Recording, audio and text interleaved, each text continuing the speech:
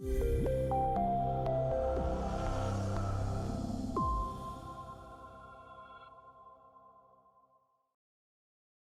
back to the next presentation here in the Saam Geological Chautauqua. Today, George Mandler, longtime practitioner of Saam. He was in there in the early days.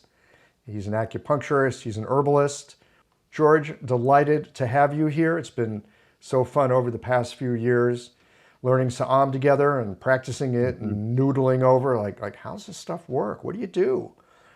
George is here today to speak with us about what you do when Saam doesn't really work, or apparently doesn't work. Look, we've all been attracted to this method and we've all had experience with it, often getting really tremendous results. Saam, because of the way the 4 needles work, tremendous firepower. But, you know, there's times where you're like, what's going on here? So, George, I'll let you take it from here. Great. Thank you, Michael. Thank you for inviting me to speak here. I feel, very humbled around, about some of the practitioners that have spoken on here and scholars. Long time, maybe Toby, or at the beginnings of Toby's teachings. When I first heard about Saam, it was in the graduate mentorship program with Sharon. Sharon mentioned it. It was September 8th, 2018. And she mentioned something about this 6 and 5 and acupuncture and podcast. And it was like a lightning strike, like, oh my gosh, this is something you have to pay attention to. It just grabbed my attention. She had like 1 or 2 slides on Saam. And it was just like an internal voice. I knew I needed to know more. So literally that day I had ordered Jun Kun Yoon's book and Sangu Lee's book. And Sangu Lee, I think, speaks next week.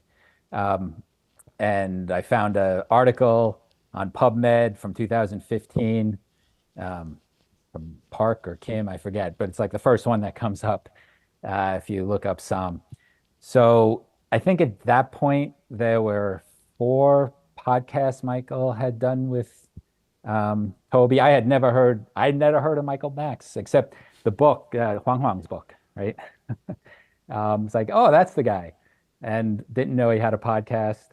So, so much came. That was a big day, September 8th, 2018. So through the fall, I was listening to the podcasts over and over again, same ones.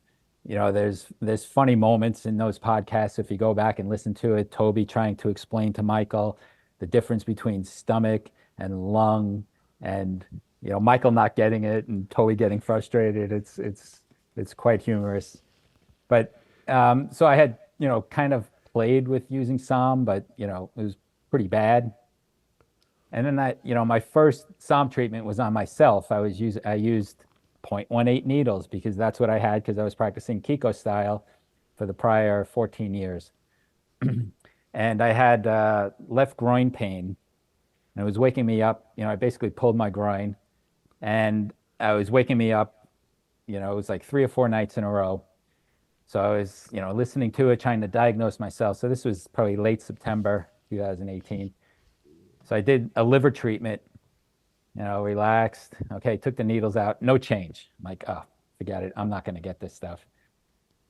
And then the next morning I woke up and I realized, oh my gosh, I slept through the night. Oh my gosh, there's no pain. This worked. This is crazy. So,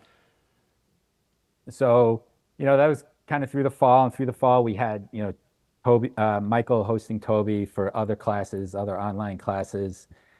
And then in January, it was January 25th, 26th, Michael coerced Toby into teaching at Siam for his first live class. And I was actually set to go to that class, and I bailed out because I needed to be back on Monday and I didn't want to take a red eye. So I didn't go, but my good friend Laura McGraw went, and luckily she shared the notes with me, and we kind of talked things through. And then it was that Wednesday, it was my first Saam aha case. I mean, I'm sure we've all had that, right? Like, oh my gosh, that really happened. Um, so it was a patient that came in. She was pregnant, 5 months. She'd been itchy for 30 days. So it's basically New Year's Eve. She ate a lot of cheese and had a histamine reaction. Um, but she was itchy and red, basically red head to toe. And I was texting with Laura, and she's like, "Well, it should be, let's see, is her skin dry? Yeah, okay. She's like, do stomach on her. Okay." So I supplement stomach. I literally put in the last needle, and she says, "I'm not itchy anymore." I'm like, "Really?" I try not to act too surprised. And then we're sitting there, and I'm looking at her skin, and I said, "Your skin is getting lighter. The redness is going away." She's like, "Oh my gosh, it is." And I let her rest. I leave the room. I'm texting Laura, like, "Oh my gosh, Laura, you won't believe this." And she's texting me back, "Oh my gosh, you won't believe this." And that kind of went on for 2 months with each other, at least 2 months, where we were just passing cases back and forth and trying to, make sense of this system. And that, yeah, her skin cleared up and the itch never returned in that patient. Um, and then I was fortunate enough in April 2019, Sharon Weisenbaum coerced Toby and Michael to come out to Amherst, which is not far from where I lived, Amherst, Mass. And so I was part of that group. And Kristen Gardner was part of that. Sally was there. So it's just a few of us. And that really catapulted my Psalm understanding. Um, and a lot of that, things kind of came together, and we saw quite a number of patients, more than Toby would have liked, I think. Um, but seeing the diagnosis and how he put things together made sense. Kristen was a huge help because she just got it, and I learned quite a bit from her. But the big thing was how Toby approached patients, and that really stuck with me. If you've been in clinic with Toby, he kind of sits down and observes. It was kind of what Sharon Sherman's talk the other day, the chow, the sitting, the observation, and it was very different than my prior main teacher. So that was huge. That was a huge shift for me. And then since then, right, we've had all these geological, we went through COVID, had, I've been on every geological Toby stream there's been. And, before COVID, we had live classes.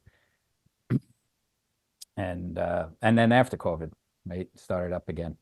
So, so I'm just going to share my experience. I hope it's helpful for some of you. We'll just go through cases. When Michael asked me to do this, I said, "What am I going to talk about?" I don't have anything to share. So, I just kind of gave it a little thought.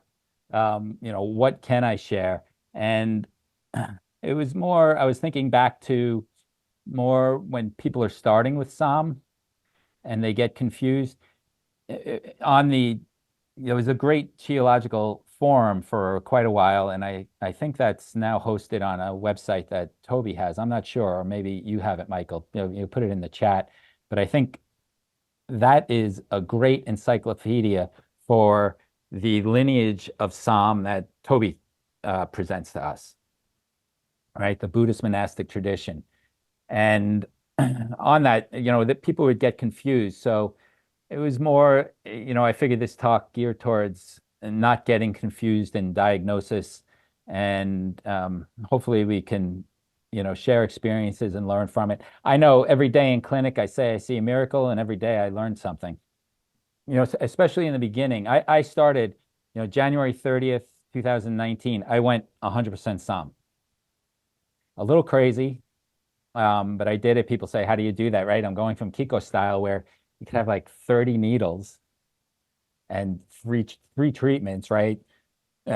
Two on the front, one on the back, to a one-sided 4-needle treatment. So my current patients definitely had like, what are you doing?